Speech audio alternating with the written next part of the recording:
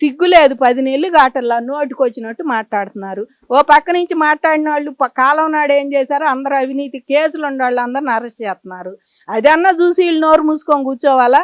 లేదు, మేము అరుతానే ఉంటాం, మేము అంటానే ఉంటాం. జగన్మోహన్ రెడ్డి మరి ఇంకేమి ఇస్తాడు అనుకుంటున్నారో వీళ్ళకి. మీకేమి ఈడు, మీరు కూడా జైలు మేట్స్ అవుతారు అంతే, అంతకన్నా ఏం కాదు. బైరెడ్డి సిద్ధార్థరెడ్డి చెబుతాడండి. బైరెడ్డి సిద్ధార్థరెడ్డికి సిగ్గు ఏదన్నా ఉంది అంటే ఇంట్లో కూర్చోవాలి. ఆయన యంగర్గా ఉండి ఇంకా నువ్వు జగన్మోహన్ రెడ్డిని సపోర్ట్, ఆయనకు తెలియదా అండి రాజకీయం?